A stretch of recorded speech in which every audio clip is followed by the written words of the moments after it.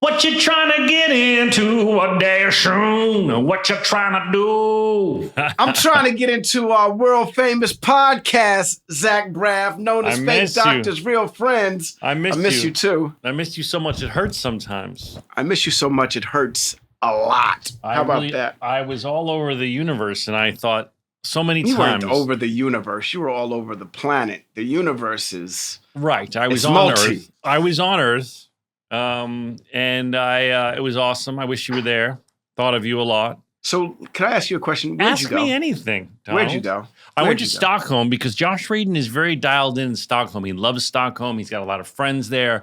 So I have this new thing in my brain that I've been ruminating on. I really want to go to cities where someone I know is dialed in. I don't want to go with my guidebook and sit on the tour bus. I want to go where someone knows the city.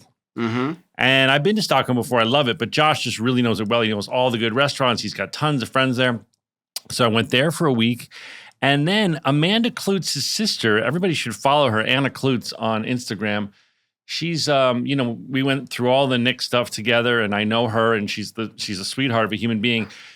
Her whole life dream was to move to Paris and literally be Emily in Paris and start a new life. She went through a divorce, and then she wrote a book about it, and she began this life living in Paris. And she's sort of an influencer, basically like telling you everything you should ever know and do in Paris.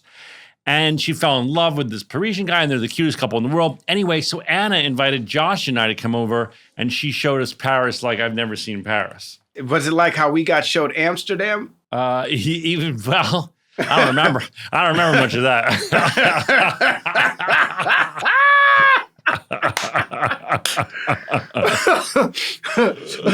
That's funny.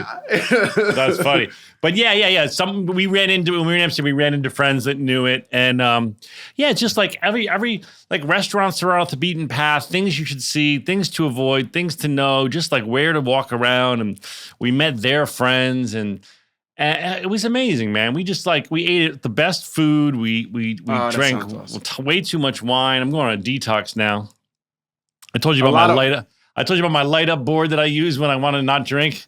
Yeah, I cleared the whole thing out. It's got one little number. Is that one again? Yeah, it's the number September 11th is lit up, and that's it. That's all I got. But I'm starting. I need to cleanse my soul. Right on. That's what's up. But it was fun. I missed you though. Dude, I missed you too. Case kept asking when's Zach coming back. I was like, I don't know, but I know he's having fun. I got some meetings on the books for us. Really? You doing some hustling for Fake Doctors, Real Friends Productions? I'm trying my best, man. I'll say it on the air, and then you can choose whether to cut it out or not. But, I'm trying to get us and Stupid Buddy together so we can make a little animated series about these Fake Doctors, Real Friends I'm down. podcasts. I would love an animated series. Okay. We got to get iHeart. This is the thing we got to do. Get iHeart on board. Okay. And then we got to get, we'll probably have to get a couple of outside producers because animation's expensive. Yeah, well, I'm down to talk about it. I made you those figures. I haven't seen any animation on your page using said figures. Well, you need to call up Julian Clark and ask him when we get their mouths. You think I didn't DM that mofo? I said, where are my mouths? For those of you who don't know what I'm talking about, I made these animation puppets. I had them custom made for Donald's birthday. And the guy said, wow, I'm so backordered. I'll rush them through because it's Donald. But the mouths that change, that make all the vowels for the puppets, he said, I'm going to send them later because I can rush everything but those. I go, okay. Now I'm starting to look at the calendar. I'm like, where the fuck are my mouths? Yeah, he's a good dude, though, man. This dude is an awesome guy. I know, but I never thought I'd DM somebody, where the fuck are my mouths? His name's Julian Clark. If you have the opportunity, you can follow his artwork on Instagram. He does actually he's working with Aardman right now. He worked with me on a lot of the stuff that I'm trying to put out. His work's amazing, but it's time for my mouths to arrive. Now, but I'm just saying you don't need to have these puppets talking. I don't understand why you're not making Zach and Donald just like butt fucking shit. Is that what you want us to do? Well, sorry, we don't have to butt fuck, but we could we could roll around. I can do that if that's what you want us to do. I think the fans would be laughing if there was just a couple thrusts. Naked or? No, just put some clothes on. Just put us on like one of your Star Wars dummies. Put our heads on them. Oh, that's my plan is to do that.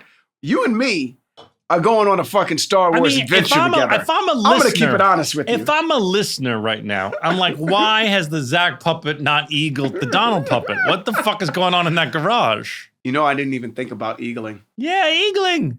And we'll put the mouths in later when we get them. All right, you're convincing me to start playing with these good. heads. I'm trying to get you going. If somebody just stepped in the middle of this conversation, they'd be like, "What Wu-Tang the hell are they talking forever. about?" Wu-Tang forever. I'm trying to get you riled up. I'm riled up. I'm officially riled. Joelle, how are you, producer priestess? Thank you. I'm so good. It's almost my birthday, so I've been planning a very special event. Wait, today's your birthday? No, almost my birthday. It's okay. Almost my birthday. And so, you know, when you're older, you have to plan your own celebration. And if your friends are busy, you have to plan like a month in advance. And so I like booked a restaurant with like up and coming chef and like a whole room out. I invited 10 of my girlfriends. I've got like seat place things and I'm getting them all flowers. Is there a theme, cute. Joelle? The theme is look good as hell because I'm taking a lot of pictures. Right, so everybody has to come looking amazing. And then I just want to celebrate, you know, all of the ladies in my life have been doing amazing things and accelerating their growth and starting businesses. So I'm giving everyone their flowers. It's going to be cute. That's nice. You're going to celebrate your friends on your birthday, on your day of celebration.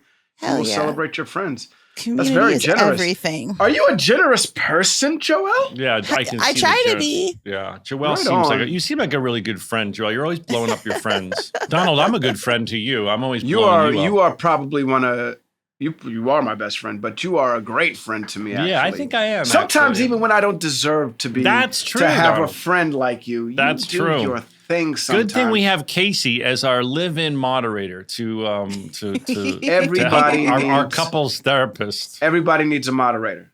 I wonder if there's other listeners out there whose wife is the couples therapist between two men. I'm sure there is. There's got to be. I would say names, but I don't want to go down that path. I got to tell. I texted her last night, my BFF, because I got a show for her. And y'all, listen, Chimp Crazy. You need to watch this show called Chimp Crazy. It's so good. This is the craziest shit I've ever seen in my life. Don't you do this to my house. I have nightmares. Do this to my household. You have to watch it, Donald. Chimp Crazy. Don't you do this to my household. Is it chimp like chimpanzee? Yeah, brother. It's Tiger. It's the guy who made Tiger King who somehow found a crazier story than Tiger King. Get out of here. He wasn't. This guy, I don't know how a documentarian who was able to make the masterpiece that is Tiger King. There is no way. Was able to, for the second time, find another crazy endangered animal person and make a crazier documentary. Does it end with murder? Almost. I cannot. I'm not done yet, Joelle, so no spoilers. But okay. Listen, everybody, if you like crazy docs that make you wish there were 30 episodes when there's only 5, you need to watch Chimp Crazy. All right, let me ask you a question. I came home all jet lagged last night. I was like, I gotta stay up. I'm like, gotta stay up and give myself a pep talk. Well, I didn't need much help once Chimp Crazy came on.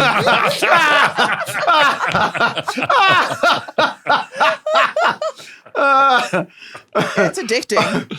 All right, let me ask you a question. Yeah. Mm-hmm. Tiger King's, I feel like it was a perfect storm situation, right? Yeah. We were dealing with COVID. Yeah, you know but it was what I well mean? made. It was well made, too. Absolutely. But I don't know how many of us would have gone looking for Tiger King during that time. So do you think that Tiger King would have... you found Chimp Crazy. Yeah, because this is why. Let me tell you something. The guy is a really good documentarian. In fact, he did such a good job on Tiger King. He does this clever thing where he's like, I'm not going to be able to go down and be an exotic animal documentarian person because everyone's going to be like, oh my God, it's a Tiger King. So he hires a guy to be a proxy director. So he never goes to the set. He's like working from like home base at his house. So...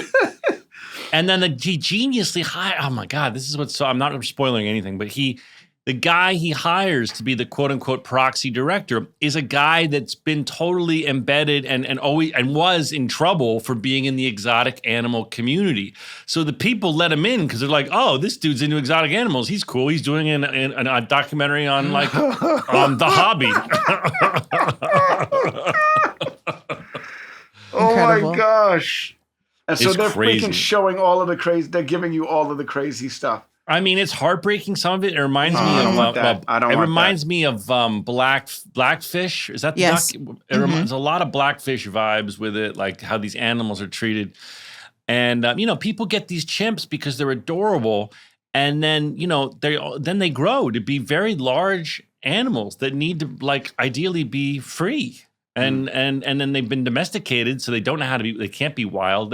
They have to be brought to proper animal sanctuaries that can deal with these types of animals. But some people are so obsessed with these chimps that they keep them in cages in their houses when they're 200-pound dangerous chimps. The same thing happened to Caesar. What do you mean? From Planet of the Apes? In the Planet of the Apes. That's what happened to Caesar. That's the downfall of man. Oh, okay. Well, I didn't keep up with those. Have you watched The Golden Child yet? No, why are you so down on me watching Golden Child? Because you've never seen me it. Angrily. How can you be a fucking Eddie Murphy fan and not seen The Golden Child? I know. You got so mad last night you called me the N curse. I didn't call you the N curse, but you need to watch The Golden Child. You texted me that I was an N curse. No, I said, nigga, watch The Golden Child is what I said. By the way, I haven't spoken to Donald in so long. I've been in Europe. I come home, he fucking never texts me. His wife will at least be like, hey, how's Europe? Not Donald. And then that's what he texted me yesterday out of the blue. It was watch so The important. Golden Child so we can talk about it. I've never seen The Golden Child. Joelle, do you love The Golden Child? I also have never seen The Golden Child. What is going on? I failed you. Oh my gosh. I'll correct my mistake. I'm so sorry. Oh my gosh. What is going on here? This is an Eddie Murphy gem. For those of you who have never... Look, this is... When I was a kid, this was the movie that... Eddie Murphy's an action hero in Beverly Hills Cop. Yeah, he's an action hero in The Golden Child as well. There aren't that many. I mean, I take that back. There was Beverly Hills Cop 2, 3. There's a bunch of movies that he made. Did you make it through the new Beverly Hills Cop? Be honest. I haven't seen it yet. I'm not gonna lie. As I've gotten older, Eddie Murphy isn't as important to me as he was. Listen, I don't ever criticize anyone's work. I try not to. I will say one tiny thing. That I began the new Beverly Hills Cop movie, and I have yet to complete the new Beverly Hills Cop movie. Is it good? No, Donald. The man has just said he did not finish.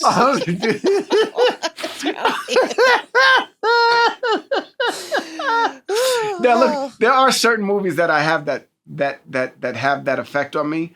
But it's not because the movie's not good. It's just that I'm putting it on at a late hour. So I was thinking that wasn't the case. Got it. Nothing entertained me more in my life than in recent history more than Chimp Crazy, everybody. You got to watch that shit. When are we getting together? I would like to get together. I would like that a lot, can't go to the charity tennis tournament, I understand, but your wife's going to be my date. Yes, she's going with you. And Bill's going. Bill's going to play. We're playing in this charity. Well, we're not. Are you going to play too? I can't play. I suck right now. I'm so out of it. But I'm going to go support, and I gave money to the charity. And Bill's like my ringer, because Bill Lawrence is so good at tennis. He played in college, and he's very good. He mostly plays pickleball these days. But I think Bill could maybe win the tournament. So I'm bringing Bill as like my I'm kind of like what's Tiger's dad's name? Mr. Woods. Yeah, well, I'm kind of like I'm kind of like Tiger's dad, and Bill's my tiger. Got it. So you're gonna bring be, Tiger you're and gonna be really hard on Bill. Yeah, I'm gonna be tough on him if he doesn't win this fucking tournament. I'm gonna give him some shit. Whip him into shape. Let's go. I'm down for it. I'd love to see this. Did you watch any of the U.S. Open? No, I haven't been able to. I haven't been able to do much. My wife went out of town on a little gir's trip. I saw not that. a little girl's trip, but on a girl's trip. She was drinking some wine, and she too was drinking wine.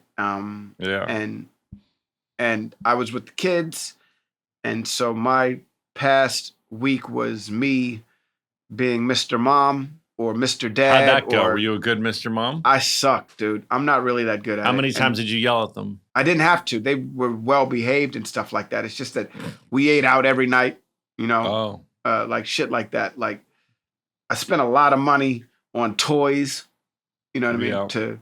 Your kids are kind of spoiled by eating out. They eat out all the time. They're like, sushi. Yeah, I want sushi. Yes. Those are my kids. Those are my kids. Take me too. Can I be your child? Invite like me that too. shit. Invite me too a day of Shun.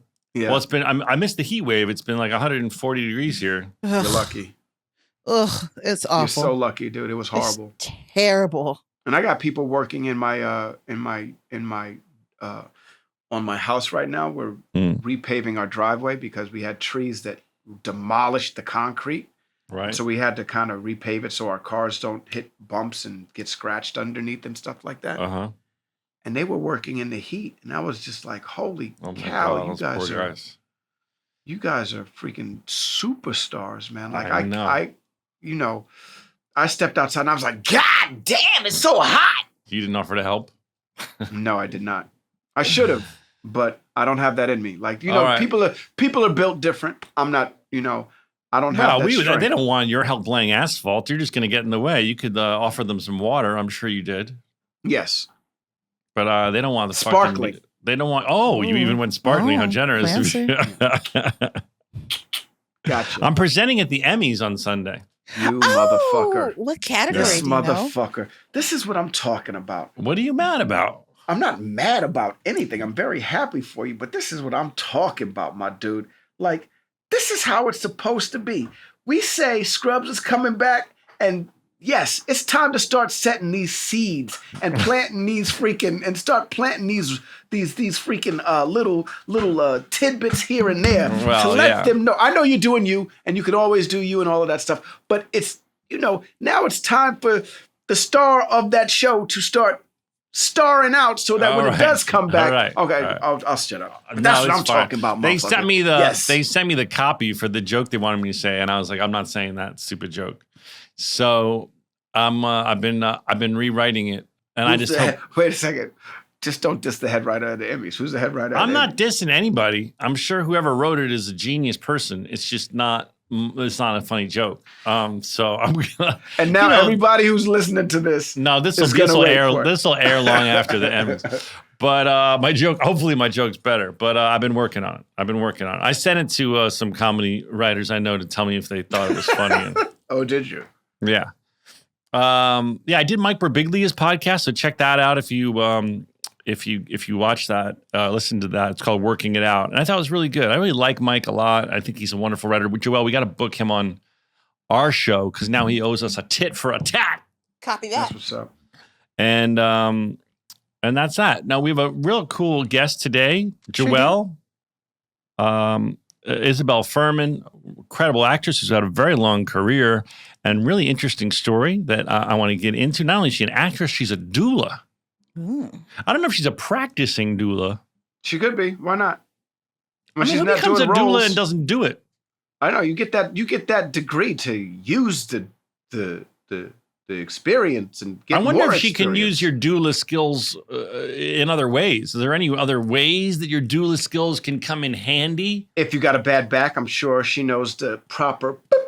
You're constipated, right? Get it out. If your friend is constipated, you could help them crown.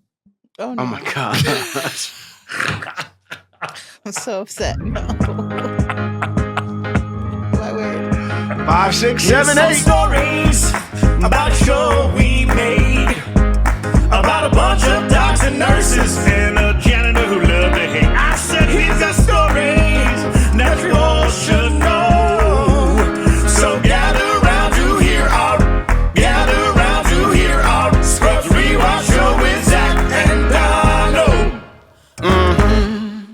There she Aloha. is.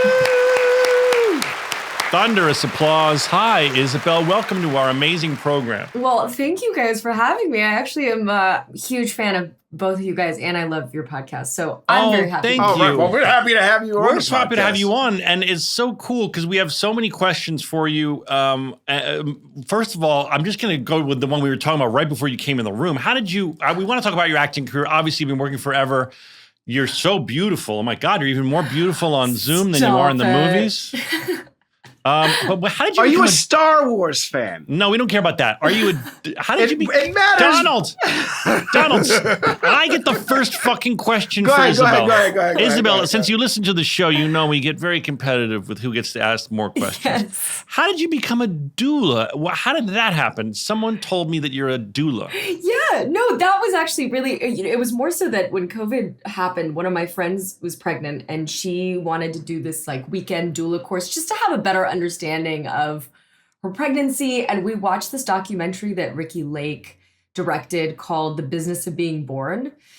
And after doing that weekend course, I was like, I love this teacher and I want to sign up for 6 months and there's nothing going on and maybe I'll never work again and maybe movies will never exist and babies will always be born. And so I was like, I'm just gonna, go full granola mom, even though I'm not a mom yet, and just kind of dive right in. Wait a second. And so, yeah, go ahead. Wait a second. I'll allow you one. Go ahead. Are you practicing? Yeah, do you practice? No. I mean, you won that bet, Zach. You won that bet. Yeah, I think for me, it's more so that I would hope that it helped inform me as I get older. And also, now I'm at the age where all of my friends are getting pregnant and having kids. And it's interesting to be a part of those conversations and have some knowledge of like different herbs that they can take to help deal with their first trimester queasiness, things like that. I mean, you just kind of learn certain things about the human body and women in general that just empowered me so much more as a young woman. That will you go that route when you do have a child? Will you go the sort of home birth? I know that you can have a doula in the home. Yes, 100%. I mean, right. I totally want to. I don't know.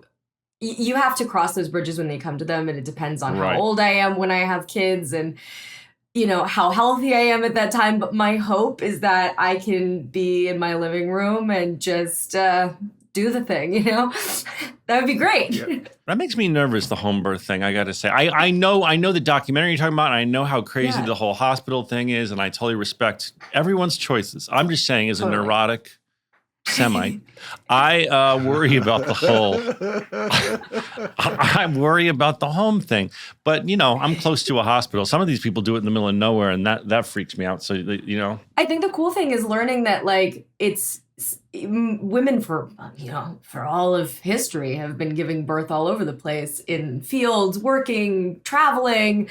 And we have amazing modern advancements with the hospital, and it's incredible to have those options. But the idea that I didn't even know until I was in my early 20s that I could have a baby without being in a hospital, that I didn't have to be scared of it, that it's something that I should just be informed about and understand, was like earth-shattering to me and made me go like, gosh, I'm so cool. I'm like a portal of life from another universe. Like, and it's a crazy way to look at like having a baby. Is like, I am literally bringing in a spiritual being from another world. Yeah. I am a vessel. I love that. I'm going to need help. I mean, I don't even have any current plans to have a child, but I'm going to need a doula. I hope that you're still available. Well, maybe you'll be practicing.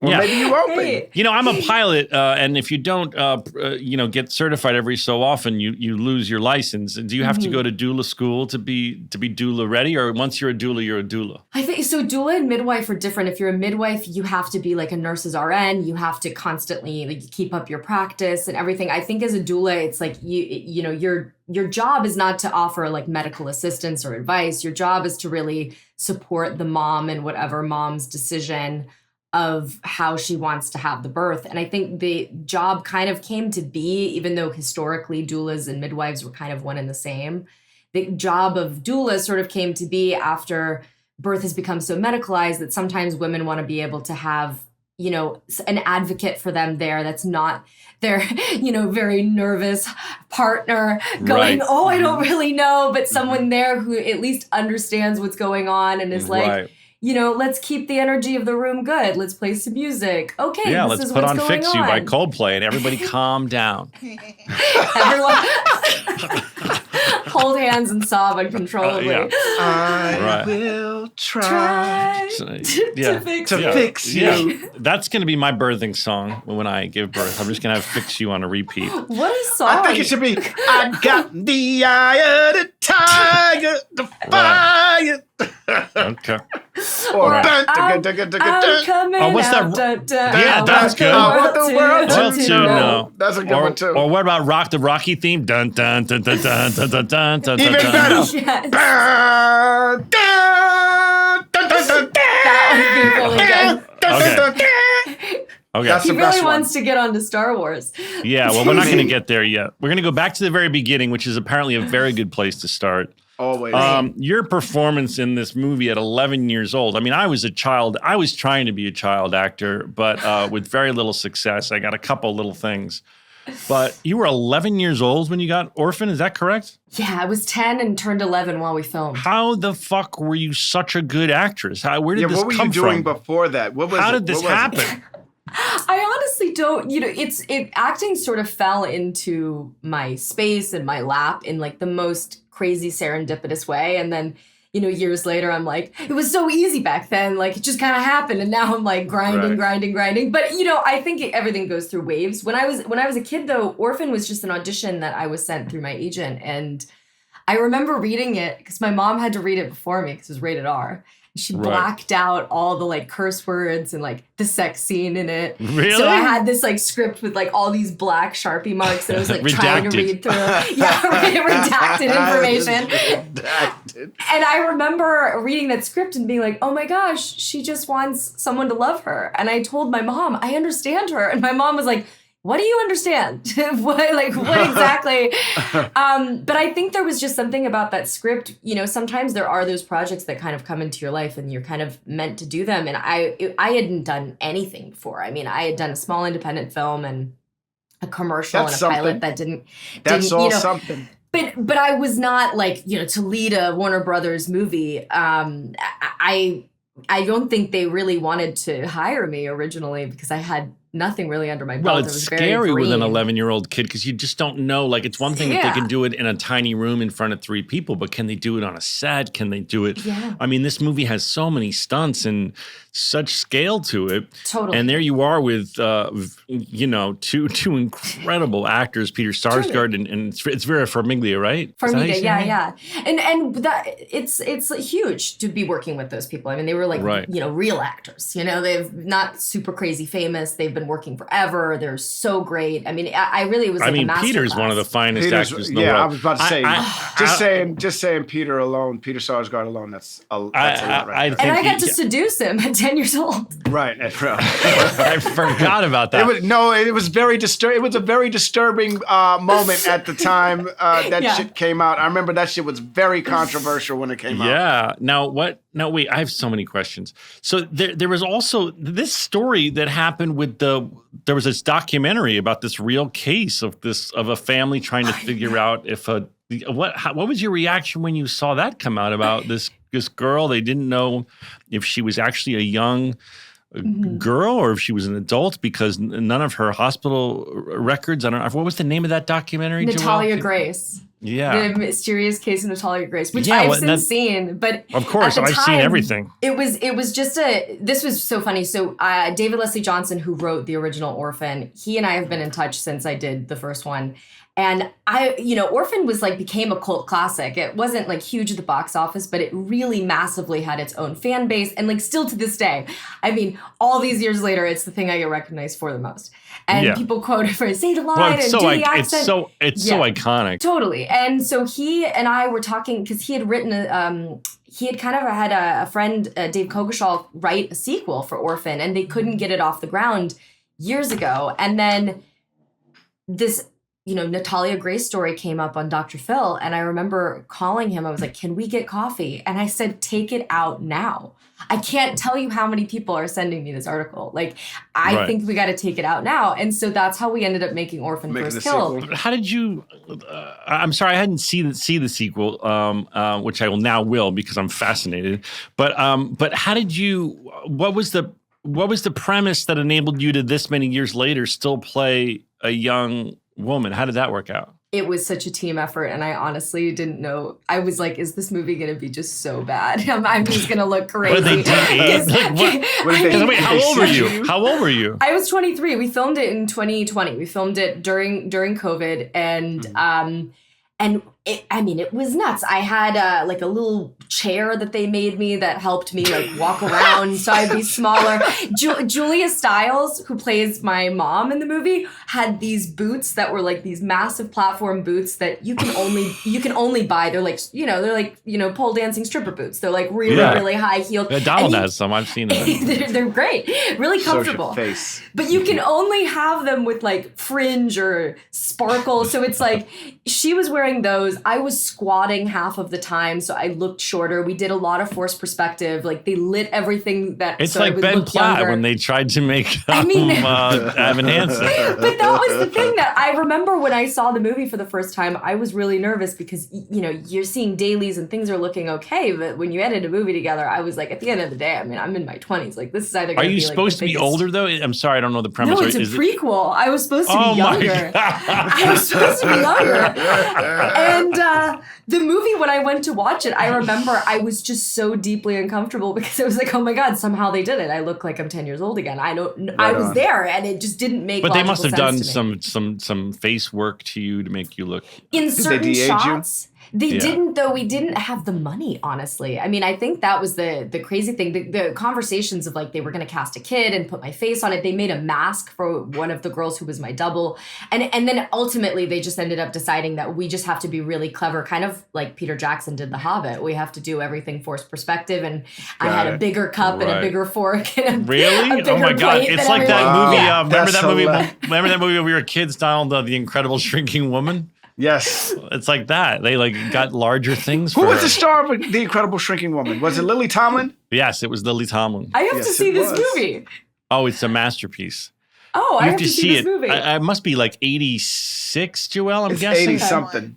And 81? 81? Oh, wow. I remember seeing it. I was so young. But I remember that it's really funny, by the way. You should see it with your kids if you're looking for a good 80s movie. It's about a woman who she has some weird allergic reaction and she just starts shrinking. And this is back when they made movies like All of Me and like Steve Martin, The Man with Two Brains. And right, but this was really funny. And she becomes tiny, like smaller than a Barbie doll. Gets really falls tiny. She falls down the drain. I mean, it was kind of like I definitely inspired. It must have inspired Honey, I Shrunk the Kids because it was like that. Well, Alice in Wonderland was all of that too, right? Yeah, but I've never heard of that.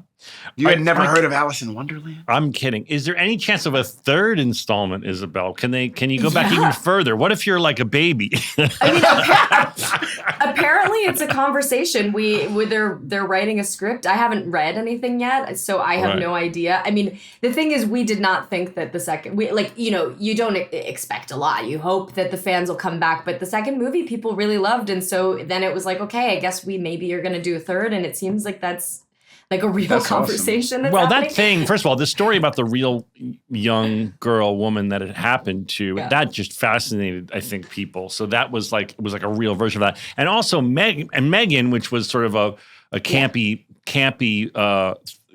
horror version of this, was a big hit too. I mean, granted, she's a robot. She's a robot, but it's in the same spirit. It was like a campy kid who's going to fucking kill you. Right. I loved Megan, by the way. I'm not usually the consumer of this genre. Yeah. Especially campy horror. I don't usually watch it, but I thought Megan was fucking hilarious and amazing. Yeah, I think that sort of iconic character, like a Megan or like an Esther. I think people love those sorts of things where you can dress up on Halloween and you can really kind of attach yourself to a character, and that doesn't always exist anymore. I think it's not as common as it used to be. You are definitely a Halloween character every frickin' year. Oh, yeah. It must be exhausting to get all of the Instagram posts of you. I mean, it's flattering also. I love it. But holy cow. It's like you, Wednesday, like. I actually have a great story about that, which was a few years. So when Orphan 2 came out, I was in Austin, Texas with a friend. And I was like, I'm going to dress up like Esther and take a picture and post it on my Instagram. We come up with a group costume. Me, her fiance, and I do like a trio costume. Couldn't figure out what we were going to do. And I was like, you know what? Fuck it. I'm just going to dress up like Esther for Halloween. That's and cute. We went to a concert. And the amount of people who came up to me, it was like, your costume is amazing. Not a single person recognized me. And I was laughing the whole night. I was like, this is the best thing ever. It's kind of like when Mark Hamill dressed up like a stormtrooper and was walking around Comic-Con with the stormtrooper mask on and was taking pictures with everybody, and nobody knew that they were standing next to Luke Skywalker. Yeah. Do you remember that, Joelle? I do. And it was amazing. I really like it when folks go out and it's like when celebrities go to Comic-Con and they just put on like a regular like dollar store mask and walk around amongst the people. I did that because we had to shoot scenes from Wish I Was Here at Comic-Con because there was a scene outside Comic-Con, and I'm not Mark Hamill in the world of Comic-Con, but I still had to be able to direct this scene and not have people being like, hey, can I take a selfie? So I wore this Batman mask and directed the whole scene with wearing a Batman mask. I mean, it's just genius. It's hiding in plain sight. You know what I mean? 100%. 100%. I also think just nobody would believe it. They're like, what are they doing here? But I remember when I was first coming up in New York as an actor, and I was PAing on music videos and stuff, and I had a Halloween party, and I had met Christina Ricci at an audition. She wasn't auditioning. She was accompanying her friend who was auditioning because she was already super famous. And, we met and we were chatting, and I said, I'm having a Halloween party. You should come. And she came to the Halloween party. It was so much to my surprise because I had this divey apartment in the East Village on Avenue A and 7th Street. And Love it. I didn't know certainly didn't. She was a big star. And she walked in, and I remember my friends being like, your costume is amazing. Are you Christina Ricci? Like, is that your costume? That's so good. What a great costume. I didn't know any famous people, so I didn't want her to feel uncomfortable. So I just started saying, yes, that's her costume. She's Christina Ricci. And everyone's wasted. They're like, you killed it. You look so much like her. Anyway. Because nobody believed that you could have that type of pull. That's why. No. That's it right there. Well, that's the only reason. That's why people always like. No, but we didn't live in a world. We didn't live in a world. I didn't live in a world yet of where celebrities coming over to my Halloween party. That's why when people meet you, or you know who you look like. You look like that dude from Scrubs. Right. Do you get that, Zach? I get that. You look like the guy from Scrubs and that kind of thing. Yeah, that's what I get all the time. And I just make a joke. If that happens, I go, I get that all the time. That's what I say. Yeah. But I say look like that guy from Scrubs. Yeah, I get that all the time. He's way more handsome in real life. I don't say that. I say I'm more handsome than he is, though. I think sometimes I get told I look like Jack Shepherd, and then I just make up a story of like I am Jack Shepherd, and then I say like Kristen's driving me crazy. Right. You know what? I'm gonna start doing that because I get mistaken for people like Alfonso Ribeiro and Jaleel White. From here on out, I'm gonna go with it. You're absolutely right. I am Jaleel White, and you should be Law like and Order, and then you should go. I am Jaleel White. Did I do that? Right. I worked with Julia Stiles in a production of Twelfth Night at the Delacorte Theater in Central Park, and funnily enough, I was supposed to be her twin because I was playing Sebastian. So if you can imagine trying to make me and Julia Stiles look like twins, I did like twins, brother and sister. Wait, hold up. Twins that look so much alike that she's mistaken for him. Yes. Yes. That's and I mean you really granted in theater you get a lot of leeway, but that's just too much leeway.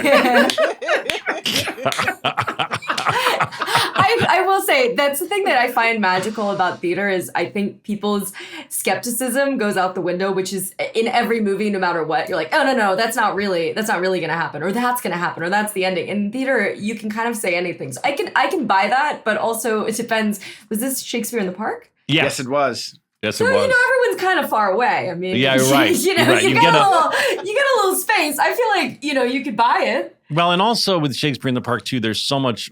They do all, rightly so. They do all of this colorblind, multicultural casting. Mm-hmm. So many times someone's the identical twin, and it's like a black person and a white person. Yeah. So it's like you really do. You do get a lot of leeway at the public. And there's only one that you can only. There's only one. Othello's the only one where the dude has to be black.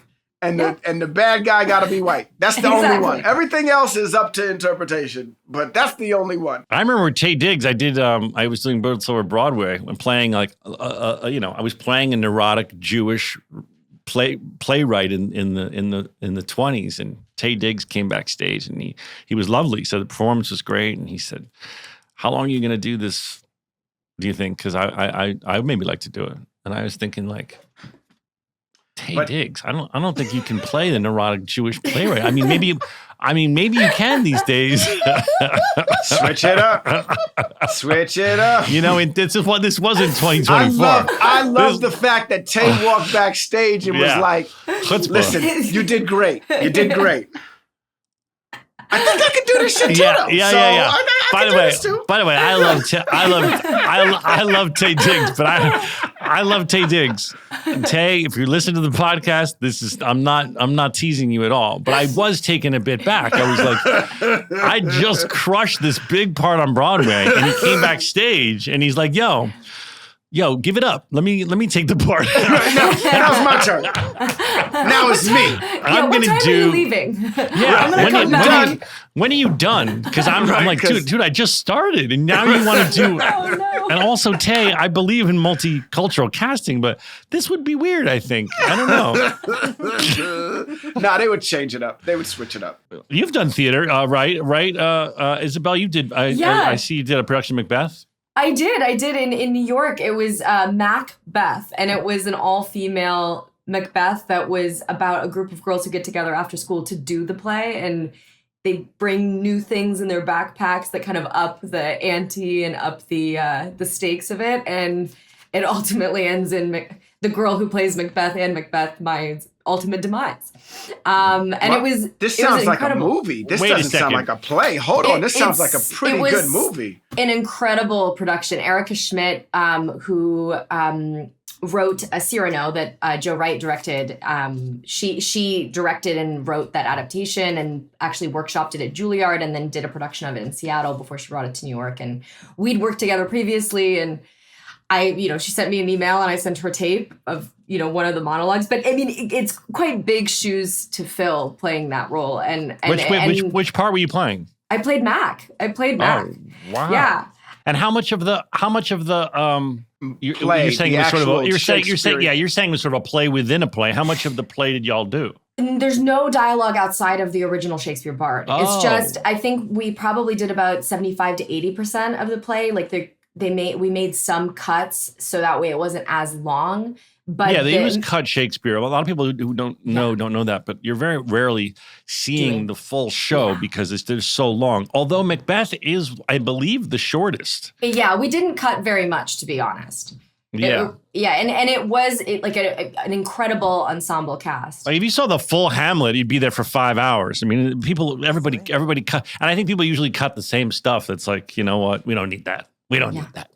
Yeah. But Macbeth, they get the greats to be or not to be. That is the question. you're not going to cut to be or not to be. Okay, that's going to be in there. You're going to get that. Right. We actually had a really cool stunt too in the play that, the way that it ends is like obviously Macbeth gets decapitated. Spoilers, Isabelle. Spoilers, sorry. I mean, but it was a show, so it's like I don't know if it'll come back or what. But we had this puddle on stage that we play in the whole show. But there was like one part of it that, when all the girls would attack me to like cut my head off, I would dip my head underwater into this like hole and someone would hand me a snorkel. And for 7 minutes, I would lie on stage and pretend to be dead while they walked around with a cut off version of my head. That doesn't seem safe. It doesn't seem safe. And every night, did you ever, I was stressed. Every night. I was about to say, was there a night that you were like, fuck it?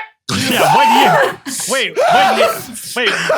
What year was this? What year was this? This was 2019. And I have trouble believing that anyone allowed you to do this. It just feels it feels unsafe. No, it was nuts. I remember though, every night we rehearsed this so much that we really had like a whole system, and we had like a whole sign language, hand signal conversation of, taps and finger movements to know like when everything was situated and good.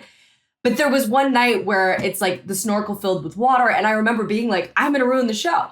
I'm going to ruin the whole entire show. I'm going to ruin the whole show. And the last 7 minutes are going to be over. But I was lucky that one of the girls noticed that something was wrong and they surrounded me again. And I was able to come up and, great. Good stuff. But it was an incredible show. And I don't think I've ever seen anything like that in a That's clever. This sounds like a really good indie movie, like, Hamlet 2. You know what I mean? Like, that's a clever, you know what I mean? We have that in common as well. I was in a production of Macbeth at the Public Theater. My first part out of Northwestern. Who did you play? I was the two young characters, Fleance and young Seward. Oh, wow. Because I was fresh out of school, and George C. Wolfe directed it. It was a big production with Alec Baldwin, Angela Bassett, Liev Schreiber, Jason Butler Harner, Michael C. Hall. That's what I'm talking about. It was sick. It was sick. Yeah, I want to do another play so bad, Isabelle. Your story is making me. I don't want to snorkel underwater. Let's do a play. I would love to do another play. Can we do a play? Let's play. This is happening in real time. Isabelle, this is happening in real time. We're putting together a Broadway show right now. You guys should do Fences. The two of you, Fences. Yeah, we were talking about the multiculturalism of theater, Isabelle, and I would like to invite you to do Fences with me. You guys are not going to make it. It's not going to make it anywhere. I'm going to tell you right now, it ain't going to go that far. Well, Donald, I don't know. It's the new era. I'm going to keep it 100 with you. There will be protests and all types. Listen, there should be. They're going to protest us for bringing this up. I'm going to agree with Donald. It's not possible, I don't think. Yeah, it's not possible. You can't, okay. Viola Davis is just, don't want to touch anything she's worked on before. She's a genius. That's like trying to do, oh my gosh, come on. And Denzel's doing Othello soon, in early next year, I think. I was going to say, who's he playing? I'm kidding. Right. He's done it several times. He's done it several times, actually. He has? Is it a different production, different director? It's with Jake. I know it's with Jake Gyllenhaal playing Play? Iago. He's doing it on Broadway? On Broadway, yes. Jake Gyllenhaal. I know didn't he do the movie Othello tour? Was that? Oh, Joelle is clutching her pearls. You didn't know this, Joelle? He did Macbeth. Yeah, he did. I know he did Macbeth recently. He's never done Othello on Broadway. I don't. Who would ever? But he's played Othello before. I'm sure of it. I don't know. Joelle can Google. That's why she has the Google machine. In college, he might have, if I remember. The Google machine. Wait, we skipped Hunger Games. What the hell was that like? That's a small movie, huh? I mean, that was like my childhood dreams come true. I was such a fan of the book, and I auditioned. Did you actually read the book before the movie? Let's keep it 100. I was such a fan of the book. I had read the book like 15 times. I was like at the geeking point where I was seeing the cast announcements and I was like, oh my gosh, this is crazy. And I don't buy that shit. Listen, let me tell you guys something. When Harry Potter came out, all these motherfuckers were going crazy like, yo, they made Harry Potter. Do you know what I was saying? What the fuck is Harry Potter? But you were in 8th grade I guess you were in 8th grade. Is that right? Yeah. So I was a huge fan and I auditioned for Katniss actually originally. Right, and then I met with them about Primrose, but I kind of fell in between both ages. And I was lucky that Deborah Zane, the casting director, had me come in and read for Katniss. And I was such a fan of the book. I was like, can I do like a piece from the book? And she let me, which was very nice. And I think that monologue gave her the idea to have me come in for Clove. And that character was supposed to be like 18 and I was 14. And I just came in for an audition and they cast me off of it. So I was awesome. Like a part of the whole summer camp of the Hunger Games, which is really what that first movie was. I think everyone kind of wasn't sure what the success of it would be. I mean, we knew it had a huge fan base, but like, we were just, all young in North Carolina, running through the woods. It's a dream. Were they teaching you guys how to use all of these weapons and stuff like that? I learned how to knife throw, which was such a cool experience. And we had the same stunt team that did The Matrix and all of that. And they were super serious. And I always love being a part of the, that whole stunt crew. Like those people are the stunt guys are the coolest. Like they're the cool kids on set. That's where you hang out. That's where you hang out. And I just remember that we had stunt tributes as well. So we spent so much time together, all of us. And I wanted to do all of my stunts. I wanted to learn everything that I could. I was just obsessed with the whole process of making that movie. And then it was such a huge hit. And I'm so happy to be a part of it, honestly. I made such good friends that I still have to this day. That's pretty cool to be part of something that was that huge. You don't have anything like that in your life, Zach? I've been a part of a couple huge things. I'm just saying, she was in 8th fucking grade, bro. And she's like, she gets the second big part of her life. Yeah. And I couldn't tell anyone. That was the hardest. I mean, you could tell a 14-year-old girl not to tell everyone, like, you just got the coolest job ever. I was like, my friend actually almost, like, she locked me in her bathroom at her house because, all of a sudden my lunch at school was totally different because they wanted me to gain muscle for the movie. So I went from like, having the normal school lunch, sandwich, whatever, to like these prepared meals they had like sent me to school with. How do you not tell your friends while you're doing this, how you're doing this? It was like, I just was saying like, oh, I'm going someplace for the summer, blah, blah, blah. Took my exams a week early and then just disappeared. And prior to that, my best friend was like, why aren't you like eating the normal food that you eat? What's going on? Like she thought it was like something wrong and genuinely cared about me. And she was like, you're not leaving this bathroom until you tell me. And I was like, I'm going to be in the Hunger Games. Because she was the first person that I told. And, cool. And she was a huge fan of the book too. So we had a big like, kind of a moment, which was, That's amazing. What I look back on 8th grade and remember the most. All right, tell us about, I'm jumping around, but Sheroes, I didn't see this one, but I love the premise. I'm in. 4 female friends head off to Thailand for a hedonistic adventure replete with sex, drugs, booze, and relaxation. When a drug lord kidnaps one of the ladies, the other 3 join forces to save their pal. Donald, I feel like that movie's our jam. Why haven't we? We weren't properly marketed to for this movie. I don't feel like we were either. Is it like really? It sounds like that movie with James Franco, with all the girls go for a party weekend and mayhem ensues. It was like, it's a fun movie. I mean, I honestly, when I watch the movie, all I think about is like, I actually had such a great time with the girls. Like we had really bonded and we were in Thailand. It was, in 21. So it was right as COVID was still kind of starting to get back to dangerous. Normal. You was living dangerous. She was on the edge. Oh yeah, but it was an amazing time, and the movie is kind of like a nod to all these like action classics that you really like. My character does like the full Liam Neeson speech from Taken. Really? Like the kidnappers on the phone. It's basically about like a set of skills. Wait, what's the tone? Is it a spoof or is it like serious? It's a group of girls who have no idea how to get their friend back. They were really just looking to have a good time and maybe hook up with some guys, and they end up with like a suitcase full of cocaine and their friend goes missing.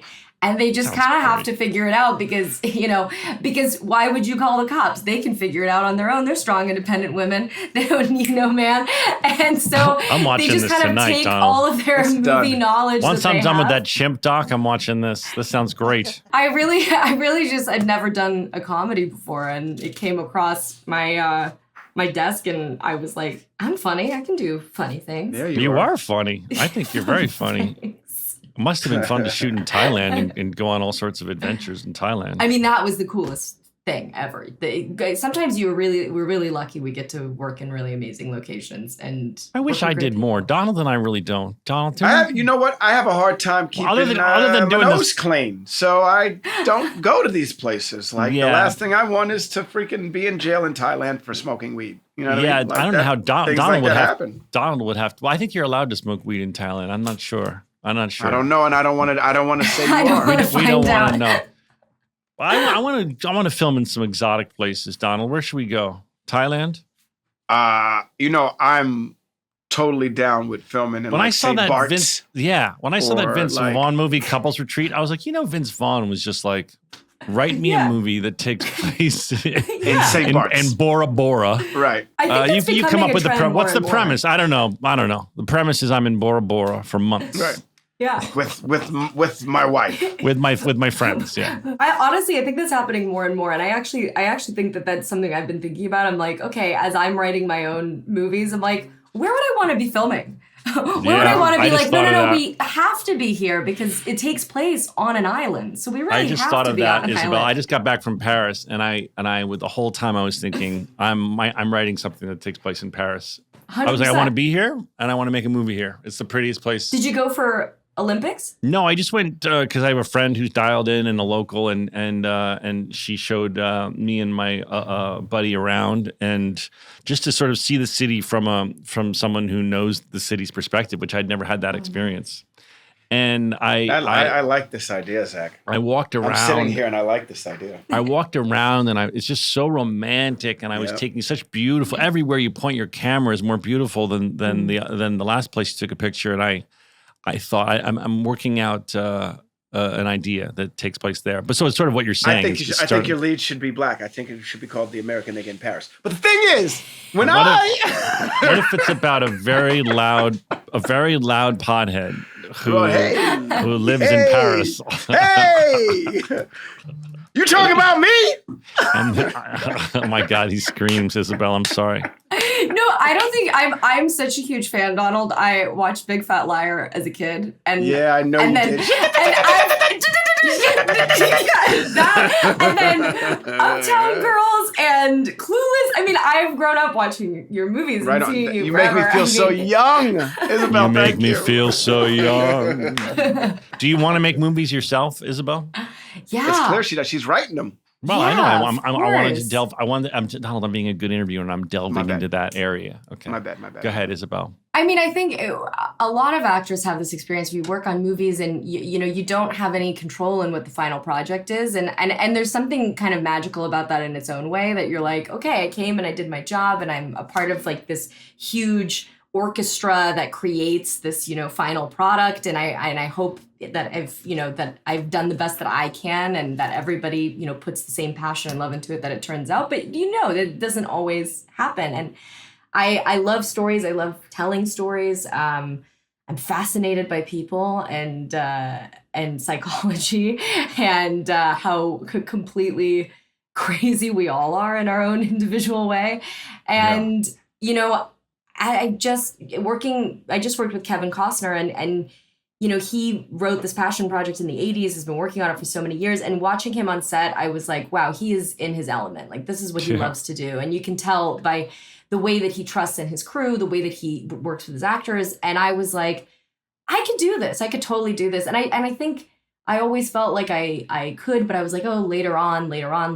But I've just kind of decided I'm done saying later on. Like, Good for you. Yeah, go for it now. That's right. I think Costner's first film directing himself was Dances with Wolves. Yeah. He won the Academy Award. I remember thinking, even as a young person, I knew that Woody Allen directed himself and others, Mel Brooks, that's what I kind of grew up on. Mm-hmm. But I mean, the scale of Dances with Wolves, the idea that guy was not only playing that part, but directing a movie that big, I blew my mind. I never knew that was possible. Redford never did anything like that, or Paul Newman. No, Newman didn't. Well, I mean, they directed movies, but I'm saying I'm talking about on this. I can't think of a director. There's obviously examples, like the most obvious being Citizen Kane, but in terms of a director making something so epic and putting themselves in the lead. I mean, that'd be interesting to see. He definitely showed a lot of actors in Hollywood that they could do that. Like,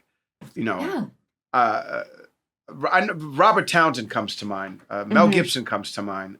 Keenen Ivory Wayans comes to mind. They've directed movies where it's, not only are they the star. Well, you did it too, bro. You directed a pretty epic movie that was. This is true. Well, no, but Garden State, I'm talking about wasn't. I don't mean to minimize it. I'm just saying. Scales. It's the same exact. Motherfucker, dude, don't do this. Don't do this.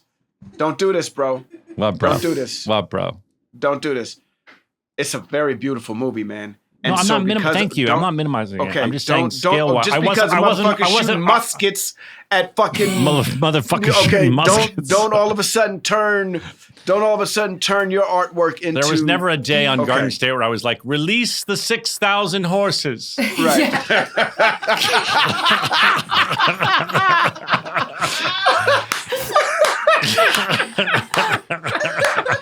And by the way, I'll just say the horses are way better trained than the actors half the time. Right, always, dude. Did you have to learn to ride horses for this show you're on? Horizon? Yeah. I mean, I knew how to ride. My dad taught me when I was really young, but I didn't know how to ride like you're in a Western movie. I mean, that's totally different. I mean, that was like, I remember Scotty, who's our like head wrangler, was like, if you think about it, this was everybody's car. And the same casual nature that you walk into your car to sit on the 405, you got to feel that way when you get on a horse. You got to feel that comfortable. Did you get to that point? Yeah, it took time. I mean, I honestly, it was also finding the right horse, because it's like figuring out like your scene partner basically. And, there were horses that I liked working with, and there were horses that I didn't particularly like working with. You trust some of your fellow, horse actors more than others. It's like actors. It's like any scene partner. Isabelle, you're incredible. Your career, I mean, it's very rare that someone can start so young and be so good at a young age and continue to have a flourishing career. So many kids get that shot, and then it fucks them up, or it makes them not hireable for one reason or the other. But it's just so impressive that you were crushing it at 11 and are still going strong now. Not only that, also that you were like, you know what? If it doesn't go the way I want it to go, I'm a doula. I'm a doula. No, I mean, I think that, my mom and my dad and my sister and my grandma, I have a really great family, and they always were telling me that having balance is really important. And, I was really bummed at the time when Orphan came out. It wasn't like a huge box office hit, but I am like so damn happy that I've had, like, I was such a weirdo in middle school and in high school. I got to like have normal life experiences and go to college, and and now I'm kind of like, okay, John C. Reilly did this interview a long time ago where he said, I never want to be too hot. I want to be always warm. Mm-hmm. And I always really liked that, It's nice to be always warm. It means that at a moment's notice, you can go up to a simmer or a boil. I don't know that I'm always warm. I think sometimes I'm ice fucking cold. I really... dude. In this town, sometimes I feel like I'm fucking, everything's going right, and then like 30 minutes later, I'm like, within seconds. Yeah. Within seconds. It's actually you're true. up for a big part you really want, and the director likes you, and it's going to be amazing. I mean, the audience is tired of hearing this example, but I got this movie and I made it. I was with me and De Niro and Tommy Lee Jones, and I was like, holy shit, I never did something like this. Then like they got in a lawsuit. It never came out in the United States. Like I just feel like in this town there's so many ups and downs. I like what you're saying though. I believe it. Like we're put it this way. The obvious is we're all so blessed and lucky to be able to make a living doing this crazy business. Yeah. But yeah, it is quite a roller coaster ride. And it is, and we're all very emotional creatures as actors. I think that's the big thing. Is like, I have a lot of friends who don't work in this industry at all, and I will say their rationale and level-headedness about, when I'm like, I don't know, I don't know why it's not clicking, and they're like, well, did you do the best job you could? I'm like, yeah. They're like, why are you so upset about it then? I'm like, I guess it makes sense. I think it's just that we're constantly applying for jobs. You know, Yeah. that you're just constantly being told no, and at a certain point, you're like, "Is it my hair? Is it Right. is it my height? Is it something with me?" It's like if we were all dating. I mean, I honestly think What is that? my mom loves to cook, and she's at my house right now, and Your every mom time, started a fire every in your time kitchen? No. I live in an apartment building where every time I use the stove, the alarm goes off. Okay. Every single Man, time. I thought we was having a freaking like an emergency broadcast system breakthrough No. After on the our earthquake freaking this morning. stream. Oh my God! What the fuck? Really? What You thought the that was like a nuclear attack, Tal? That's where you went? Weed, not I even went- once.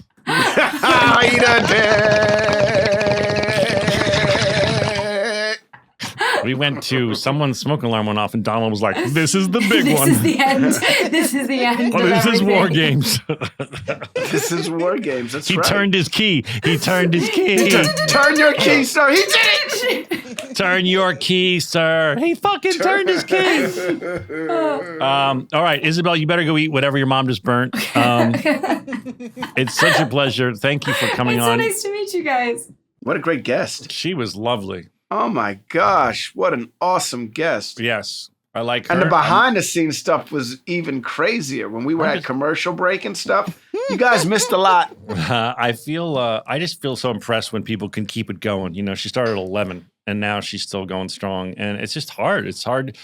A lot of people who get accepted as a kid actor, then people don't give them another chance when they get older. I mean, you're obviously an example of that. You were working as a child, but I mean, like she got a huge lead as a child, and now she's still going strong. So I'm happy for her. She seems cool, and I'm glad she doesn't resent the industry like a lot of child actors do when they get older. You know what I mean? For putting them through. I mean, shit, we could go on and on and on about some of the things that some of the documentaries and stuff that have come out about how young actors are treated in this industry and stuff. And it's good to see that, you know, someone made it through. Amen. And is thriving and happy. You know what I mean? And doesn't have regrets. She seems super cool.